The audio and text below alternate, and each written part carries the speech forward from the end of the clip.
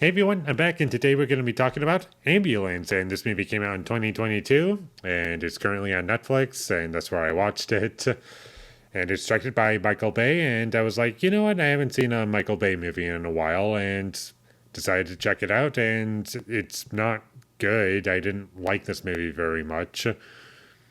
And I'll start out by saying it was very easy to tell that this was a movie directed by Michael Bay. You can definitely tell that it's a movie from him, just from how the movie's shot specifically. Like lots of establishing shots, shots of buildings, lots of crazy camera movements, probably some drone shots in there, and lots of stuff like that. And it definitely feels like a movie from him. And depending on the person, that can be either a good thing or a bad thing. And for me, I would say that's more of a good thing because after watching so many bad movies where I couldn't even tell you who directed most of them, if any, I would say this is a big plus at the very least. Like, I prefer to watch a movie that has some personality for the most part than a movie that's just bland and invisible in terms of who directed it for the most part, to keep that in mind. I think the only exception to this rule is Baz Luhrmann. I just really don't like his movies. And I've only seen Elvis, and I think I've seen The Great Gatsby a long time ago, but I don't remember anything about it really. I did like Jake Gyllenhaal in this movie. I thought he was good. He's usually pretty good at the very least in just about everything I've seen him in.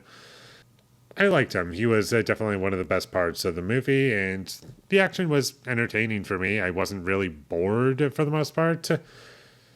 But what I will say is that this movie, although it is a kind of a simple premise, like some thieves hijack an ambulance and try to escape in that, unfortunately, where this movie kind of loses me is that it's very repetitive and kind of just doesn't really have many places to go. And I just wish that this movie was shorter. This movie is over 2 hours long, and I can easily see it being 90 minutes. I think that would have been a much better runtime for this movie because they don't really do a whole lot with this premise. They try to do some things here and there, but it kind of just feels inconsequential and it doesn't matter really. And the only really memorable scene in this movie is in the middle when they're doing an operation in an ambulance. That was kind of fun to watch, but that was about it. The drama in this movie felt forced. I didn't feel as though any of it was natural, and the editing in this movie was pretty choppy at times.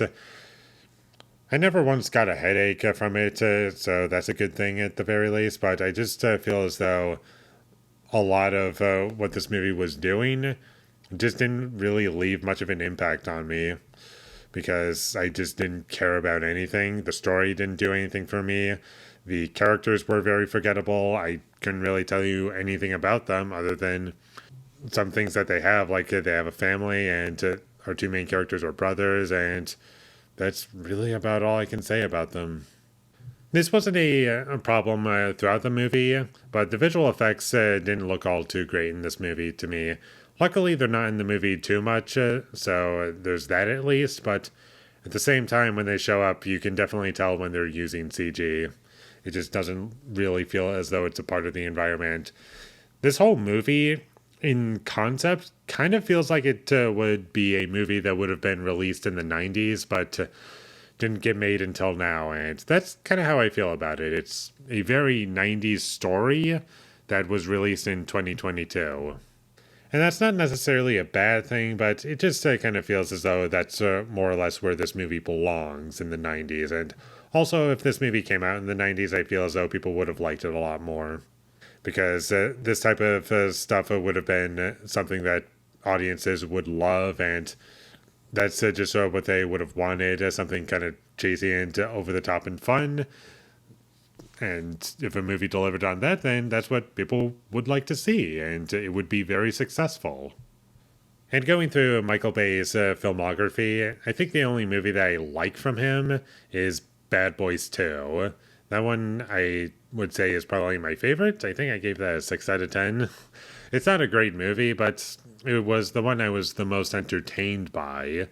And also, Some of them that I've rated 5 out of 10, I could come back to, like Transformers, I can come back to, and maybe something else. I don't know which one that would be, but it doesn't really have a lot of stuff that I would really want to see again. But this one was pretty forgettable, didn't leave an impact on me, and I just have no desire to see it again, and I'm not really passionate about it all too much.